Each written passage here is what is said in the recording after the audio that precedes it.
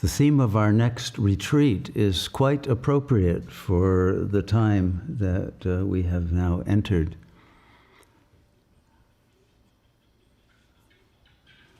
I think the title is something like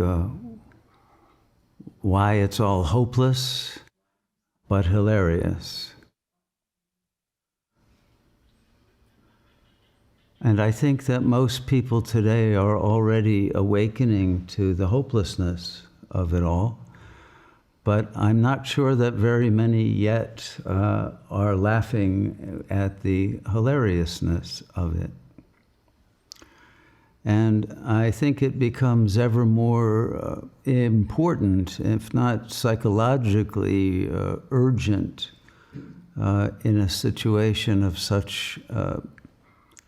magnitude of crisis, to be able to reach that level of consciousness where one can directly perceive that this is all the play of God. Because it's only in that state of consciousness that you will find this a bit funny. It's only from the perspective of the infinite intelligence of the deathless consciousness, whose creative imagination is unfolding as this theodrama in all of the raw sensory intensity of the holographic field.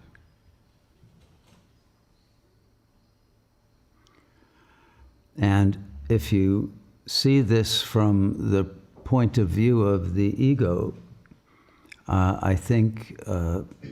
you cannot see the comedy in it. But those who have attained self-realization, the Buddha mind, God consciousness, Christ consciousness, Brahman, take your pick as to whatever signifier you prefer. But it's only from that absolute presence that is unborn and deathless that this theatrical spectacle can be appreciated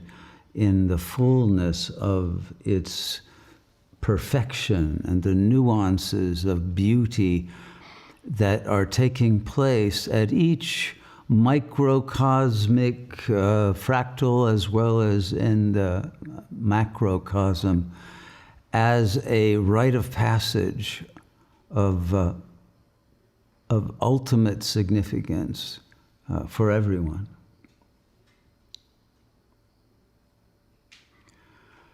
And it is at this moment, I think, that the soul's urge to fully awaken and take refuge with that level of their being will become ever more internally urgent, not something one can any longer put off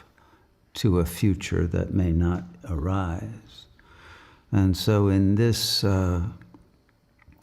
state in which I think everyone can see writ large the approach of death, it's important to understand the nature of the deathless consciousness that we are, and to overcome the near impossibility of doing so, which is only, I think, made possible by the threat of total loss. Because I think under no other conditions would the ego agree to voluntarily lose its identity and its delusions of agency and power and security and certainty, and et cetera, that the ego attempts to hold on to through repression and denial and other forms of diversion from full awareness of the unfolding implications of the drama. So I think it's at this moment that a retreat dealing with this theme converges with the psychological drive to find some meaning and purpose and goodness and salvation for the soul in a time that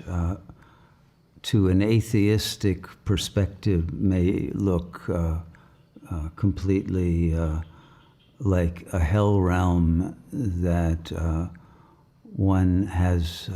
no possibility of escaping.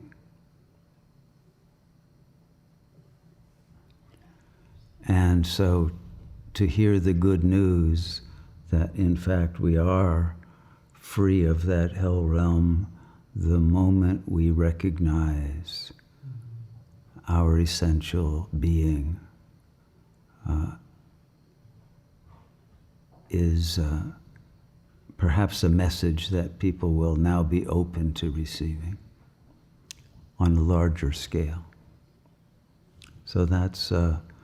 why I invite everyone who is a seeker of the truth that is beautiful and good and playful and joyous,